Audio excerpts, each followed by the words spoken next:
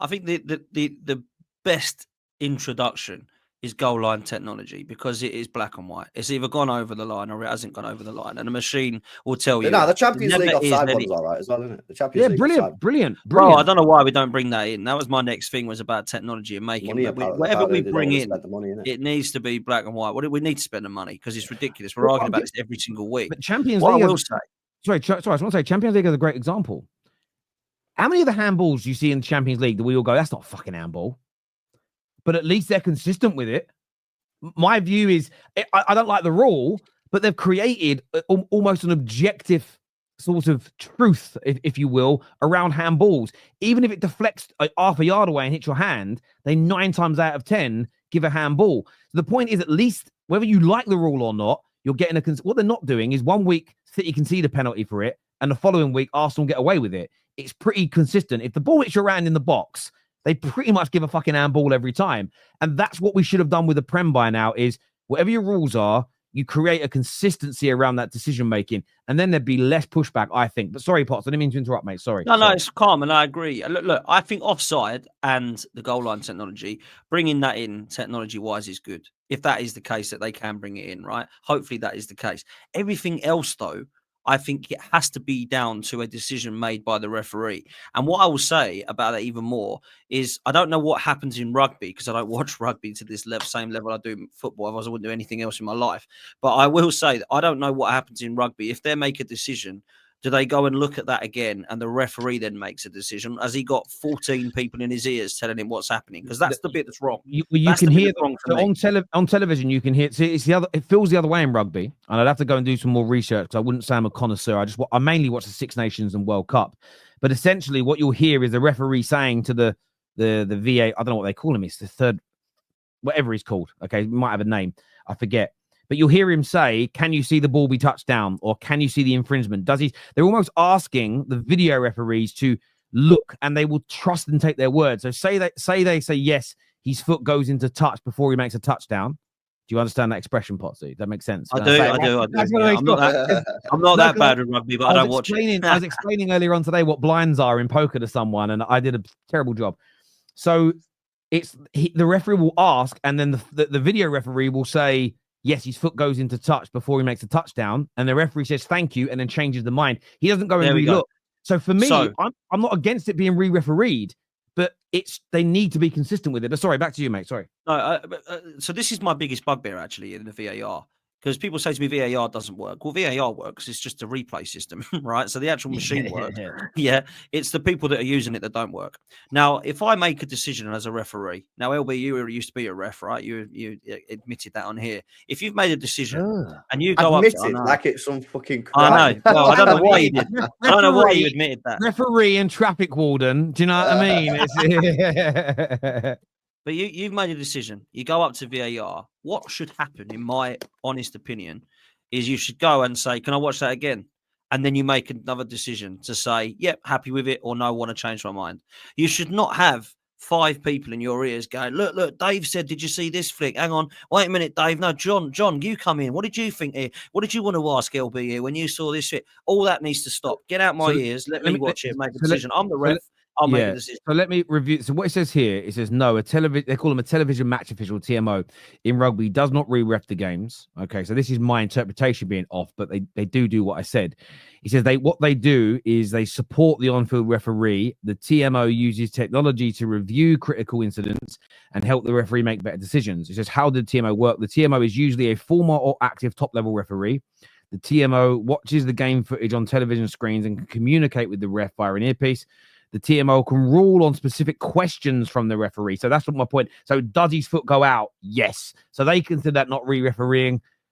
I don't quite see the distinction, but what he can do is go, right, he can still say no to the video referee. The video referee or the TMO can help the referee identify foul play, potential tries, and other critical incidents. The TMO can help the referee make better decisions in situations where human error or circumstance may have affected the referee's decision. And I don't think we do that. If you listen to the replays, it's almost chaotic. It isn't the referee saying, I saw him. I would love to hear a referee say, this is what I think I saw. What did you see? Okay, how does that even if they ask the question, how does that marry up with other decisions that we've given recently? Do you think that works? Do you think I'm making the almost discuss it? I actually think football fans would appreciate hearing an honest conversation. Are we doing the right thing for the game? And then I feel again you create less subjectivity and understanding around decisions, and yeah, I don't know. Rugby just gets it perfect, and I wish we were as good as them at those types of things. I'm telling you, man, we'll still be speaking about this in 10 years. I don't disagree. I don't disagree. Ever be started because, by the way, we went through the exact same thing about a decade ago with two-footed challenges. There was a whole thing in the media at the time about two-footed challenges. They're back. We spoke about that for years. Now it's something on the ankle. Next handball. Year, yeah, handball. Next year it'll be something else, and we will keep going round and round and round. Yeah, VAR will never fix the situation. Yeah, I don't think I disagree. I hear your opinion, Terry. I completely disagree. Don't think we're ever going to get away from the situation being subject, to our own views, and I don't think we're ever going to get closer to being objective in our opinions. That's my opinion. And I think we're going to be in this situation forever. And you just have to hold it. And if it goes against you, it goes against you. If you think it's going against you, you think it's going against you. Listen, I don't think we'll get there because they are an incompetent organization. But I do think if they were held to account, if there was more checks and balances, we could become better at decision making because other sports have done it. But I do agree that I don't think we'll get there.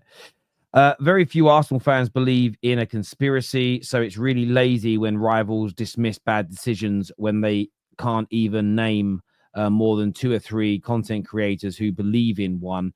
It's just tribalism, is what he said. That's not true. You're telling me very few Arsenal fans believe in a conspiracy? Come on, what are we doing here? There's loads of Arsenal fans that think there's a conspiracy. I see it all the time. How much of a percentage of their entire fan base do you think believes in it? 25%. It's a lot of people. Which first of all, I think that's quite a significant amount. You know what I mean? Because when you consider the size of Arsenal's fan base, probably one of the biggest fan bases in the world. Well, they've probably got 300 million worldwide, something like that. Don't know. It's one of the biggest fan bases in the world. Rugby uses the video assistant just as that, an assistant. PGMOL use VAR as a way of backing their decision, right or wrong. There is you are right. There is very much a distinction that you hear the VAR in the clips that we get shown, and sometimes it's like they're trying to disprove the decision. Sometimes they're trying to prove it, and that's probably what they shouldn't be doing. It should be, this is what I've seen. What do you guys think? Give me some more information, and at least then you might get more consistency. It's a great point, Patrick. Rugby works because it's transparent. PGMOL take a week to release the audio. Well, this is something that I actually think I will agree with this guy. Yeah. I think there should be on the Premier League website. Yeah. A portal, and after every game, every single VAR referee interaction is uploaded to the portal for each game, and you can go on there and listen to it free of charge, and you can listen to every single interaction. That would be a way of increasing transparency. Yeah. No, you have to pay for it. It's not just for the big media people. It's for people like us. We can use the clips. We can do YouTube videos. We can play the clips. We can say to the chat, what do you think of this? Do you think they're right or do you think they're wrong? And that would be a way of improving transparency. Why they don't do that, I have no idea. Great point. I'd love to see it.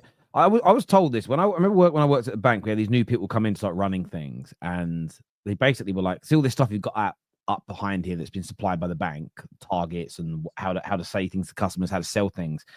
Would you be comfortable showing it to customers?" And I think a lot of us were like, "No, not all of it." They went, "Well, then it's got to go, hasn't it? If you're not comfortable with customers seeing the materials you use to try and sell them things, it's wrong, isn't it?" So if the PGMOL think that everything they say and do is above board and transparent and there's nothing to worry about, there's no issue of us hearing it, is there? There should be no issue with any of us hearing it. It's not like I want to hear a manager's tactics and what he says in the dressing room. Like, well, of course, there's a reason for that not to come out. There's tactics. Great super chat. It's the sport with the most drama. Large parts of the fan base like it. Definitely helps the fan channels with content. It's a unique part. This is true. I'd be gutted if I couldn't write Arsenal, Liverpool, and Chelsea robbed. There may be, for all the toaster people, that's a joke. If you're triggered by it, touch grass. Or consensually touch a boob. Do something, please. There may not be a conspiracy against one club, but to dismiss the idea of corruption as if we live in a world full of rainbows is even more naive. No, I agree, Mark, you're spot on again. That's why there has to be checks and balances, because there could always be corruption, and there has been in every other sport. So why should the Premier League be any different? I think you make a great point there, Mark. Telegraph article, Mikel Arteta escapes ban after the Premier League admit VAR not good enough. What do you know what, though? You know what? I low-key think, the PGM will love this, because you know what they're going to do?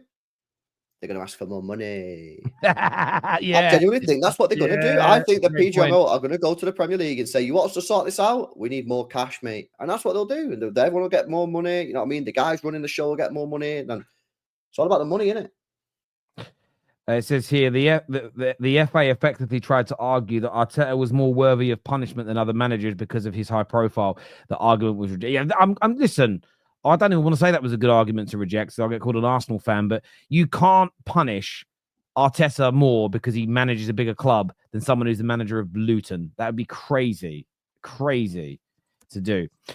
People like LB are part of the issue with the PGMOL. You want us to hold our club accountable, which many of us do, but we can't hold refs accountable. That's hypocrisy. Well, you can hold referee. You can moan about refereeing decisions, but football matches are 90 minutes long, right? And my problem with Arsenal, is that whenever I see a contentious decision, there's other stuff in the game that people need to be moaning about. The perfect one, I always use this as an example because it's a perfect example, is the Declan Rice sending off at Brighton. Yeah, everyone moaned about Declan Rice. When have we seen this before? No one speaks about the fact that Havertz went through on goal with 5 minutes to go, 1v1, and put it wide. So, you need to start holding your players more accountable and your manager. I mean, this manager's won nothing for 5 years? You know what I mean? What are we doing here? And all you guys moan about is referees like there's some sort of mad conspiracy. I think it's weird behavior. I really do, man. Yeah, look, to this super chat, I will say that my panel certainly do criticize, as you call it. Well, this is what I'm saying, isn't it? Big up that super chat, man. Yeah. Like, why no one speaking about when he went through on goal against Brighton? If you lose the league by 2 points, I guarantee Arsenal fans will blame referees instead of blaming Havertz for missing a 1v1 opportunity against Brighton at home with 5 minutes to go. I think where the pushback comes from some of our audience is that I know, because I'm on all the shows, they do. So, but I would also say to them, if you are doing it, the message isn't directly aimed at you as well. It's like when I used to say Arsenal's scary, people used to go, I don't find them scary. Well, I'm not talking about you, am I?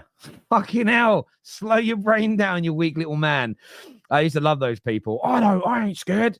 It's like, I used to look at it like this. It's like me saying I'm scared of the dark, and Potsy going, fuck you, Terry, I ain't scared of the dark. So I didn't say you were, did I? That's what I was. Weird.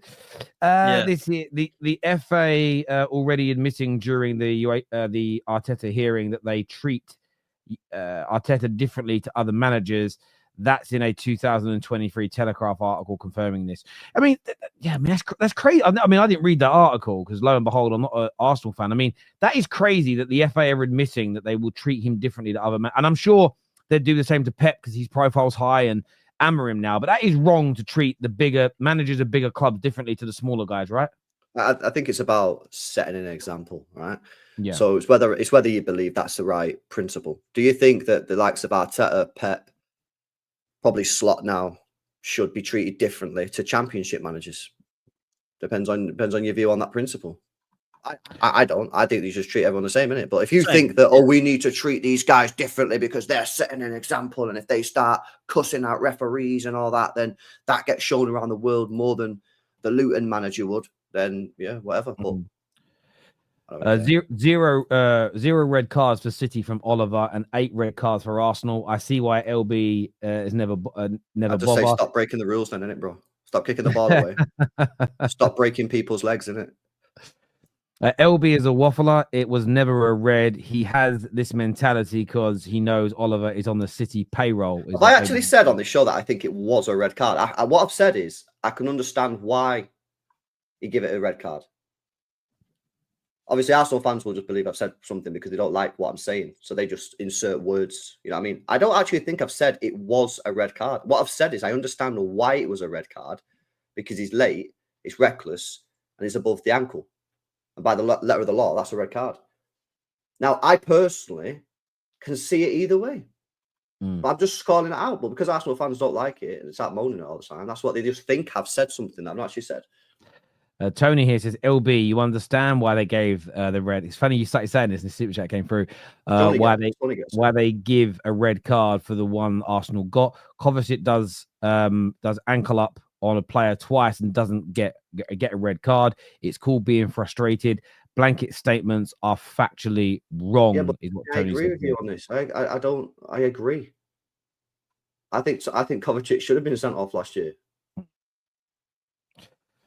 This also here says, based on what LB is saying, I cannot be an Arsenal fan. Arsenal fans complain, do not hold the players, manager, or club to account, is what Sunray says here.